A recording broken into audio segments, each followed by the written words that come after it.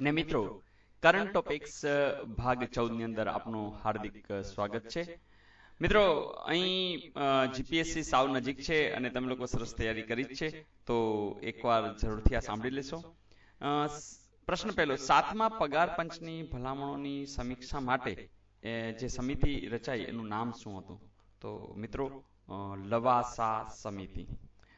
ત્યાર પછીનો પ્રશ્ન, ઉજ્જવલા જે આ યોજના છે એની ટેગલાઇન શું છે? મિત્રો, એની ટેગલાઇન છે સ્વચ્છ ઈંધણ બહેતર જીવન. મિત્રો, આપ જાણો છો એમ કે ધનાઢ્ય લોકો પણ પેલા સબસિડી લઈ લેતા હતા, તો જે ગરીબ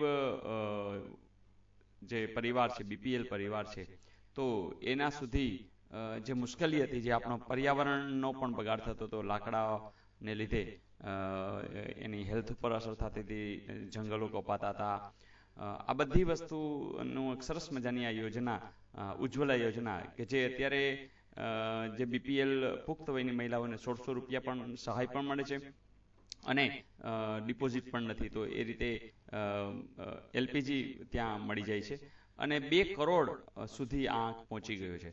તો આ બહુ મોટી વાત છે, જે બધા સાથે રહી અને એક જબરજસ્ત ફેરફાર એ આપણને મળ્યો છે આ ઉજ્જવલા યોજના હેઠળ. ત્યાર પછીનો, નમામી બ્રહ્મપુત્ર મહોત્સવ પ્રારંભ કોણે કરાવ્યો? તો એ રાષ્ટ્રપતિ પ્રણવ મુખર્જી 31/3 બરાબર, માર્ચ મહિનાના છેલ્લા દિવસે આસામની અંદર ગુવાહાટી ખાતે એ કરાવ્યો. ત્યાર પછી કિશોરી અમોનકર, એનું એક નામ, અલગથી નામ, એને બિરુદ મળેલું, તો એ ગાન સરસ્વતી એવું એને બિરુદ મળેલું, જેનું તમને ખ્યાલ છે હમણાં 3 એપ્રિલે નિધન થઈ ગયું. 84 વર્ષના હતા. શાસ્ત્રીય કંઠ્ય સંગીતની અંદર એમનું બહુ મોટું નામ. એમના નામ હેઠળ આ ગાન સરસ્વતી મહોત્સવ પણ પુણેની અંદર યોજાય છે.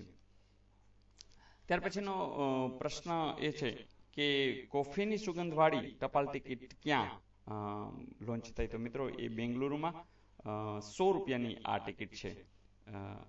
ત્યાર પછીનો પ્રશ્ન, બાબા સાહેબની કેટલામી જન્મ જયંતિ ઉજવાણી? તો આ વખતે 14મી એપ્રિલે 126મી જન્મ જયંતિ ઉજવાણી. ત્યાર પછી ગુજરાતનો સ્થાપના દિવસ આ વખતે કેટલામો હતો? તમને ખ્યાલ છે 1 મે 2017 એટલે 57મો આપણે આ સ્થાપના દિવસ હતો. અને આ વખતે રૂપાણી સાહેબ અમદાવાદ રિવરફ્રન્ટની અંદર અને રાજ્યપાલ શ્રી ઓપી કોહલીની હાજરીમાં સુંદર મજાનો કાર્યક્રમ યોજાણો, જેમાં વિવિધ વસ્તુમાં રાત્રિ મેરેથોન, પછી નૌકા સ્પર્ધા, પહેલી વાર નૌકા સ્પર્ધા, તો આ બધા નેશનલ બુક ફેર, આ બધી જે મહોત્સવ પણ સાથે સાથે રાખેલા. ત્યાર પછી દેશની સૌથી મોટી હાઈકોર્ટ કઈ? તો મિત્રો, ઉત્તર પ્રદેશની, જે અલ્હાબાદમાં છે, અને આ વખતે 150મી જન્મ જયંતિ પણ એમની છે. ત્યાર પછીનું, સંયુક્ત રાષ્ટ્રની સૌથી યુવા મેસેન્જર ઓફ પીસ કોણ? જી હા, મલાલા યુસુફઝઈ. તમને ખ્યાલ છે કે ગુલ મકાઈ એવું એનું તખલ્લુસ છે, અને બહુ નાની ઉંમર, એટલે કે 11 વર્ષની ઉંમરે જ તો એ આતંકવાદીઓ, આતંક વિશે પણ બીબીસી માટે લખતા, અને એ પાકિસ્તાનની છોકરી છે, મિંગોરા શહેરમાં, બહુ નાનું શહેર, અને ભણવાના પેલામાં આતંકીઓ એને જે માથામાં ગોળી મારી દીધી અને માંડ બચી, અને એ ઝઝુમી અને એક મેસેજ આપ્યો છે સમગ્ર વિશ્વને. તો આમ જોઈએ તો 17 વર્ષની ઉંમરે એને નોબેલ પારિતોષિક પણ મળી ગયેલું. બહુ નાની વય, સૌથી નાની વયે જો મેળવેલ હોય તો એ કોણ? તો એમાં પણ એ મલાલા જ આવશે. અને એનો હવે જન્મદિવસ પણ 12મી જુલાઈ છે, તો આ સંયુક્ત રાષ્ટ્ર એને મલાલા દિવસ તરીકે પણ નક્કી કરેલ છે. ભારતે તાજેતરમાં કઈ મિસાઇલનું પરીક્ષણ કર્યું? તો અગ્નિ-3, જે એપ્રિલની અંદર છેલ્લા દિવસોમાં લોન્ચ થયું છે. એની પ્રહાર ક્ષમતા 5000 કિલોમીટર સુધીની છે. ત્યાર પછી સંપદા યોજના શાના માટે છે? તો મિત્રો, કેન્દ્રીય સરકારે 6000 કરોડ રૂપિયાની એક યોજના બનાવી છે, કે જેમાં 2019-20 સુધીમાં ખેડૂતોની જે આવક છે થોડી બમણી થઈ જાય, વધી જાય, અને જે અન્નનો બગાડ થાય છે એ અટકે, એના માટે mega food parks, cold chain, આ બધા પ્રોજેક્ટ એમાં લાવવા માગે છે. આ વખતેનો દાદા સાહેબ ફાળકે એવોર્ડ કોને મળ્યો? મિત્રો જવાબ છે કે વિશ્વનાથન. આ વખતે 48મો આ એવોર્ડ હતો અને આ જે ફિલ્મ જગતની વાત કરીએ તો સર્વોચ્ચ એવોર્ડ ગણી શકાય. આ કે વિશ્વનાથને હિન્દી, તેલુગુ, તમિલ આ બધા ફિલ્મો બનાવેલ, પદ્મશ્રી અગાઉ પણ મળી ગયેલ. તો છેલ્લે 2015માં મનોજ કુમારને આ એવોર્ડ મળ્યો હતો. આ એવોર્ડની અંદર 10 લાખ રૂપિયા પ્લસ સાલ અને આ બહુ મોટું સન્માન છે જે કે વિશ્વનાથનને મળ્યું. બ્રેવોનું પૂરું નામ, તો મિત્રો બ્રેવોનું પૂરું નામ છે બ્રેવો રોબોટ. જી હા, ભારતમાં જ હમણાં પ્રથમવાર ઔદ્યોગિક રોબોટ જે લોન્ચ થયો. ટાટા જૂથની સબસિડરી એક છે પુણેમાં TAL કંપની, તો એ બ્રેવો રોબોટ એને બ્રેવોથી પણ ઓળખાય છે. ત્યાર પછી આ વખતે સ્વચ્છ ભારત મિશનના બીજા તબક્કામાં ગુજરાતનું કયું સ્થળ પસંદ થયું છે? તો એ ધાર્મિક સ્થળ છે સોમનાથ મંદિર. ત્યાર પછી આ વખતેની ડિજિટલ અર્થતંત્રની મંત્રી સ્તરીય બેઠક G20 ક્યાં યોજાયેલ? તો મિત્રો જર્મનીની અંદર યોજાયેલ. 2017નું પુલિત્ઝર પ્રાઇઝ કોને? તો બહુ જાણીતા લેખક કોલ્સન વ્હાઇટ હેડ અને એની જે નવલકથા છે ધ અંડરગ્રાઉન્ડ રેલ રોડ, તો એમને 2017નું પુલિત્ઝર પ્રાઇઝ મળેલું છે. શ્રીલંકામાં સૌથી વધુ કેલોન્ચા નું ઉત્પાદન કયા વિસ્તારમાં થાય છે? તો મિત્રો એ કેન્ડી વિસ્તારમાં થાય છે અને હમણાં તાજેતરમાં મોદી સાહેબ 11મી 12મી મે ત્યાં મુલાકાત પણ લીધી.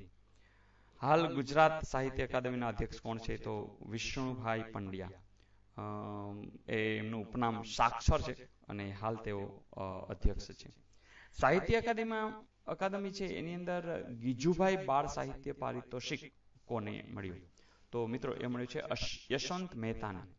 આ સિવાય કાવ્ય પારિતોષિક રાજેન્દ્ર શુક્લને, નવલકથામાં ધીરેન્દ્ર મહેતા, નાટ્યની અંદર સૌમ્ય જોશી, વાર્તાની અંદર મોહન પરમાર, નવલકથાની અંદર ધીરેન્દ્ર મહેતાને પણ એવોર્ડ મળ્યા છે. પાકિસ્તાને એનો કયું બંદર ચીનની સરકારી કંપનીને ભાડે આપી દીધું? મિત્રો એ 40 વર્ષ માટે ભાડે આપી દીધું છે એવું ગ્વાદર બંદર એ જે આપ્યું છે કંપની છે COPHC, એટલે કે the China overseas port holding company. તો આ એક બહુ અલગ પગલું છે જેની ઇફેક્ટ ભારત લેવલે પણ જોવાઈ રહી છે. ત્યાર પછીનો વેસાક ડે એટલે? તો મિત્રો વેસાક ડે છે એ બુદ્ધ કેલેન્ડરની અંદર જે બુદ્ધનો જન્મદિવસ છે એ વેસાક ડે તરીકે ઉજવાય છે. ખાસ ઉત્સવ હોય છે. હમણાં મોદી સાહેબ ત્યાં હતા તો એણે પણ ભાગ લીધો. હિન્દુ કેલેન્ડર મુજબ વૈશાખ મહિનાની પૂર્ણિમા એટલે જ બુદ્ધ પૂર્ણિમા. તમને ખ્યાલ છે બુદ્ધ ભગવાન જે આપણે કહીએ છીએ લુંબિનીની અંદર 563 ઈસવીસન 563માં જન્મ. એમના પિતા એટલે રાજા હતા શુદ્ધોધન અને માતા હતા મહામાયા. તેમનું મહામાયાનું તો નિધન જ્યારે ગૌતમ બુદ્ધ 7 વર્ષના હતા ત્યારે થઈ ગયેલું. તો ત્યાર પછી ગૌતમીએ એને પાલન પોષણ કરેલ. તો વેસાક ડે એ ખાસ દિવસ છે. શ્રીલંકાની અંદર બહુ મોટી એમની ઉજવણી થાય છે. ત્યાર પછી દેશના શહીદ જવાનોને પરિવારને મદદ કરવી હોય તો એવું કયું પોર્ટલ, વેબ પોર્ટલ જે લોન્ચ કરાયું? તો વેબ પોર્ટલ અને એપ એવી લોન્ચ કરાઈ છે જેનું નામ આપ્યું છે ભારત કે વીર. આ ભારત કે વીરની 9 એપ્રિલે રાજનાથસિંહે લોન્ચ કર્યું. તો જેનાથી એના પરિવારને મદદ કરવા માટે ભારતના કોઈ પણ નાગરિક એમાં ફંડ જમા કરી શકે છે. ત્યાર પછી 2016-17થી કેન્દ્ર સરકારે જે કેન્દ્ર પ્રાયોજિત યોજનાઓ હતી એ ઘટાડી નાખી. તો કેટલી ઘટાડી? તો મિત્રો પેલા 66 હતી અને હવે 28 કરી છે, એટલે કે 38 જેટલી યોજનાઓ ઘટાડો કર્યો છે. તો એમાં જુદા જુદા વિભાગ કર્યા. બહુ મહત્વની, એકદમ મહત્વની યોજના, સાદી યોજના, વૈકલ્પિક યોજના, એવો બધો વિભાગ આપ્યો છે. એને CSS યોજના પણ કહેવાય છે. તો કોર ઓફ ધ કોર યોજનામાં 6, પછી ખાલી કોર યોજનામાં 20 અને વૈકલ્પિક યોજનામાં 2, એમ કરીને કુલ અત્યારે 28 યોજના રાખી છે. વિનોદ ખન્નાની પ્રથમ ફિલ્મ કઈ? જી હા, વિનોદ ખન્ના 1959ની અંદર મન કા મીત એ એમની પ્રથમ ફિલ્મ હતી. છેલ્લી ફિલ્મ 2015ની અંદર દિલ વાલે હતી. તમને ખ્યાલ છે વિનોદ ખન્ના નું તાજેતરમાં નિધન થઈ ગયું 27 એપ્રિલે. 70 વર્ષના હતા અને હાલ ગુરુદાસપુરની અંદર પોતે ભાજપના સાંસદ પણ હતા, વિનોદ કિશનચંદ ખન્ના. તો ફિલ્મની અંદર એક બહુ વ્યક્તિત્વ જે અભિનેતા ને પણ આપણે ગુમાવ્યા છે. પહેલી 100 શ્રેષ્ઠ શૈક્ષણિક સંસ્થામાં પ્રથમ સ્થાને કોણ છે? તો મિત્રો આપણા ગુજરાતનું જે ગૌરવ એ IIM Indian Institute of Management Ahmedabad એ આપણે પ્રથમ આવ્યું છે. તમને ખ્યાલ છે વિક્રમ સારાભાઈનું એ સપનું અને આપણું ખરેખર ગુજરાતનું એ ગૌરવ છે. ત્યાર પછીનો પ્રશ્ન છે ઉડાન, UDAN, એનું ફૂલ ફોર્મ શું? તો એનું ફૂલ ફોર્મ છે ઉડે દેશ કા આમ નાગરિક. મિત્રો જે નાના એરપોર્ટ છે એને જોડવા માટે 500 કિલોમીટર સુધીની જે રેન્જના એવા કોઈ સામાન્ય માણસ પણ એ મુસાફરી કરી શકે, માત્ર 50% સીટ એવી નક્કી કરી છે અને 2,500 રૂપિયામાં જ એ ટિકિટ લઈ શકે છે. તો RCS યોજના કહેવાય, રિજનલ કનેક્ટિવિટી યોજના, જેનું હમણાં મોદી સાહેબે શિમલાની અંદર ત્યાંનું એક એરપોર્ટ છે જુબ્બરહટ્ટી, તો જુબ્બરહટ્ટીમાંથી શરૂઆત કરી શિમલા દિલ્હીની એવી પ્રથમ ફ્લાઇટ પણ ગઈ. તો આવા આપણા ભારતની અંદર 70 જેટલા એરપોર્ટ્સ છે કે એને જોડવાનો પ્રયાસ થશે અને આમ નાગરિક પણ એમાં જોડાશે, કારણ કે આટલું સસ્તું હવાઈ મુસાફરી એમને મળી રહી છે. મિત્રો આવું કદાચ આ વિશ્વમાં પ્રથમ યોજના છે કે ભાઈ આવી રીતના પ્રાદેશિક સંપર્ક થઈ શકે. ત્યાર પછીનો પ્રશ્ન, નીતિ પંચના ઉપાધ્યક્ષ કોણ? તો એ છે અરવિંદ પનગઢિયા. મિત્રો ખ્યાલ છે નીતિ પંચના અધ્યક્ષ તરીકે તો વડાપ્રધાન મોદી સાહેબ જ હોય, પણ ઉપાધ્યક્ષ તરીકે અરવિંદ પનગઢિયા છે. હમણાં એક સરસ મજાની યોજનાની અંદર 2032 સુધીનું એક વિઝન પણ રજૂ થયું, જેમાં દરેક પરિવાર પાસે ઘર હોય, વાહન હોય અને એસી પણ હોય, એટલે વીજળી સાથે એનું જીવન ધોરણ ઊંચું આવે એવી એક યોજના 2032 સુધીની એ હમણાં રજૂ થઈ.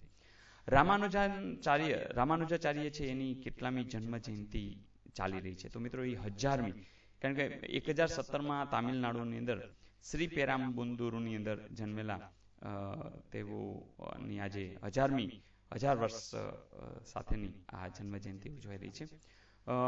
સરકારે ખાસ એની યાદમાં 25 રૂપિયાની એક સ્ટેમ્પ ટિકિટ પણ બહાર પાડી છે. દેશનું સૌપ્રથમ બુક વિલેજ કયું? તો મિત્રો ભીલાડા, મહારાષ્ટ્રની અંદર સતારા જિલ્લામાં છે અને અહીં વિદેશીઓ વારંવાર આવે છે, કારણ કે ત્યાં સ્ટ્રોબેરીનું એક આકર્ષણ છે, પણ મરાઠી ભાષાને પણ પ્રોત્સાહન મળે અને ભાષાને પણ એક આકર્ષણ મળે. વિદેશીઓ બહારથી આવી રહ્યા છે કે આપણા દેશના લોકો પણ એક આકર્ષણ પામે, એ માટે 15,000થી વધુ પુસ્તકો રાખી અને એક આ બુક વિલેજ તરીકે શરૂ થયું છે. મિત્રો ક્યાંના દરિયામાં B12 દરિયાના લીલની અંદર B12 જોવા મળ્યું? તો હમણાં સંશોધન થયું અને પોરબંદર નો જે દરિયો છે ત્યાંની લીલ છે એમાં વિટામિન B12 જોવા મળ્યું છે. ત્યાર પછી ગુજરાતના હાલ ડીજીપી કોણ છે? તો મિત્રો એ છે ગીતા જોહરી. ગીતા જોહરીજી તમને ખ્યાલ છે કે ગુજરાતના પ્રથમ મહિલા ડીજીપી છે. ત્યાર પછીનો પ્રશ્ન, શ્રવણ તીર્થ યોજના, તો એકચ્યુઅલી નામ છે શ્રવણ તીર્થ દર્શન યોજના.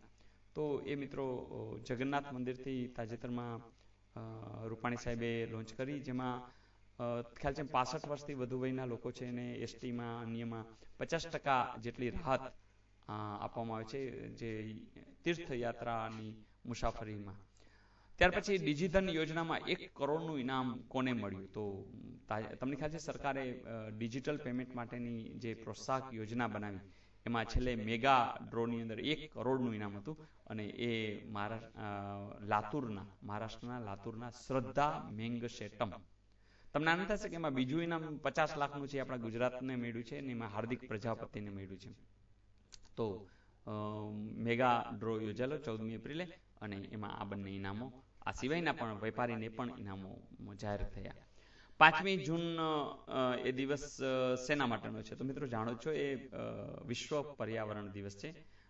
5મી જૂન 1974 થી આ શરૂઆત થઈ. એનો કન્સેપ્ટ રાખ્યો તો ઓનલી વન અર્થ.